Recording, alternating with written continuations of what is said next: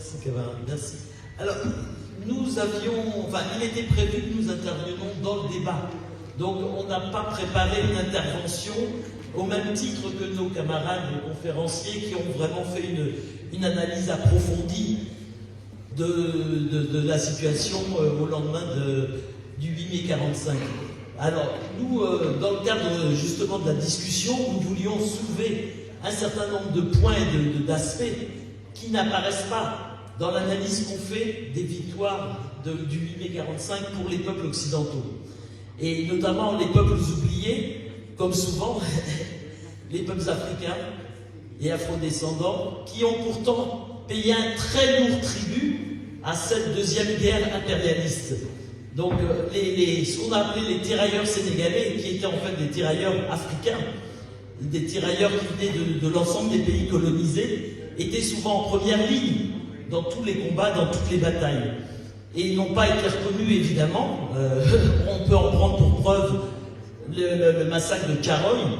Vous savez que Thiaroye, donc au Sénégal, les tirailleurs sénégalais, le 1er décembre 1944, ont revendiqué leur solde au même titre que tous les combattants de la deuxième guerre impérialiste.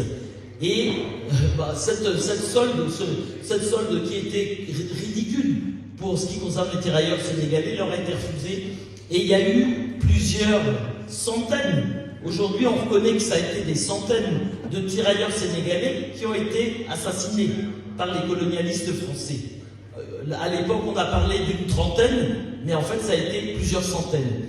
Donc nous voulions mettre le focus sur ces aspects-là, c'est-à-dire que pendant que les peuples, effectivement, occidentaux et notamment d'Europe, fêtaient la victoire sur le nazisme, eh bien ça a été un tournant malheureusement répressif, un tournant où ceux qui avaient parfois résisté, qui avaient fait cette guerre, se retrouvaient dans l'administration coloniale et n'ont pas considéré que les peuples africains avaient également droit à cette libération et avaient le droit de se libérer du colonialisme.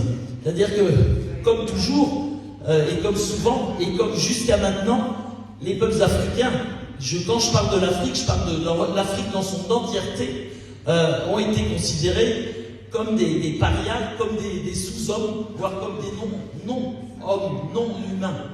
Et en même temps que le 8 mai 45 était fêté ici, en Algérie, il y avait les massacres de Sétif qui ont fait des milliers, des centaines de milliers de morts. Donc c'était exactement à la même date. Exactement à la même date, il y avait des milliers de frères algériens qui se battaient, tout simplement, qui revendiquaient leurs droits. C'est parti d'un drapeau algérien qui a été brandi, et de là, ça a été un massacre absolu pendant plusieurs jours, et ça correspondait exactement au 8 mai 45.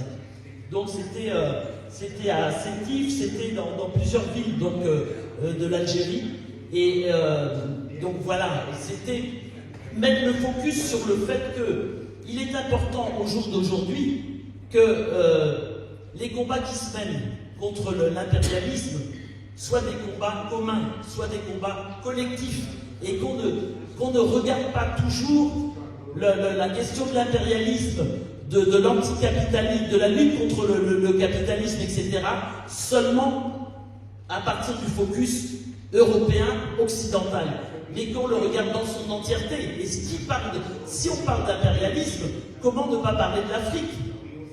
Les pays d'Europe, l'essentiel des pays d'Europe ont été des pays colonisateurs, ont été des puissances colonisatrices, et malheureusement, je peux vous assurer que parmi, y compris, alors les combattants, mais y compris les résistants, se sont retrouvés dans l'administration coloniale, amener les politiques, les pires politiques. Moi, je viens du Cameroun, je peux vous dire que beaucoup de ces administrateurs coloniaux étaient de la SFIO, l'ancêtre du Parti Socialiste aujourd'hui, français. Donc, c'est absolument terrible de se dire que ceux qui ont combattu d'un côté pour la libération, enfin pour la lutte contre le fascisme, ont contribué à renforcer, évidemment, la politique coloniale, la politique impérialiste à l'autre bout de l'humanité. Et ça ne doit plus se produire. Ça, le camarade tout à l'heure a fait une intervention en disant que, alors certes, il y a peut-être des similitudes ou des points communs entre ce qui s'est passé en 1945 et ce qui se passe aujourd'hui, mais n'allons pas trop vite en besogne. Bon, voilà, l'histoire ne se répète pas. La deuxième fois, elle bégaye. Et en tout cas, tirons les leçons de ce qui s'est produit hier et des manquements que nous avons pu avoir en tant que militants communistes, en tant que militants socialistes, en tant que militants anti-impérialistes, et essayons d'élaborer des stratégies, des plans de bataille qui prennent en considération les peuples oubliés d'Afrique notamment, mais je dirais d'ailleurs également les peuples colonisés en général. Mais c'est vrai que les peuples africains sont particulièrement oubliés. J'ai été attentive aux interventions des différents camarades qui sont intervenus jusque-là. Je n'ai pas entendu une seule fois citer l'Afrique. Donc je ne sais pas, hein, peut-être que bon, on contredira et peut-être que d'ici la fin de notre journée, ce sera, bon, on va me contredire, mais tant mieux si c'est le cas. Mais je veux dire que faisons attention à ça, et nous on est là pour attirer l'attention là-dessus et pour dire à quel point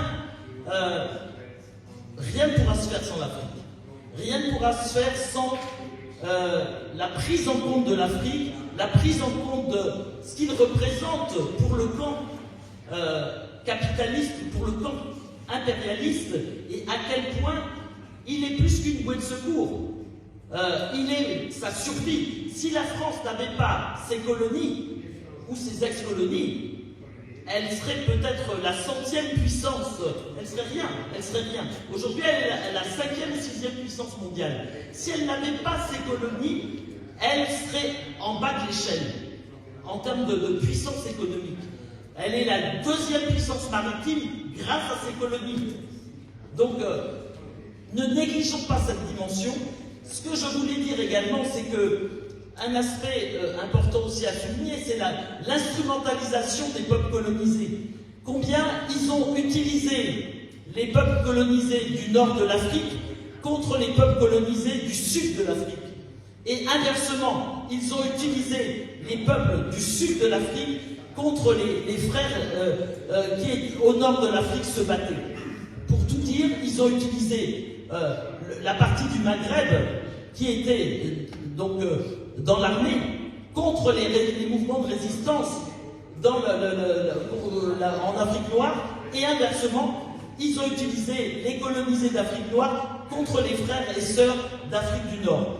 Donc là aussi, la monstruosité et la barbarie de la puissance des puissances impérialistes est absolument évidente. Bon, je veux dire, on est entre nous, on n'a rien à se démontrer de ce point de vue-là. On sait à quel point, et on le voit, on le vit avec ce qui se passe aujourd'hui en Palestine. La monstruosité, ils ne reculent devant rien, ils n'ont peur de rien, et ils sont prêts à tout pour préserver leur puissance économique et pour préserver leur ordre mondial.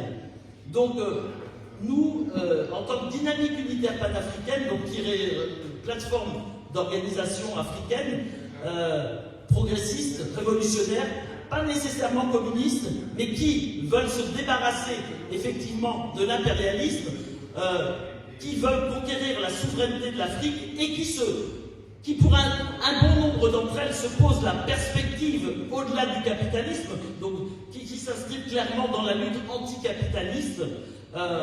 Nous sommes là pour faire entendre la voix de l'Afrique qui se bat, qui résiste et qui veut en finir avec cet ordre mondial ô combien injuste.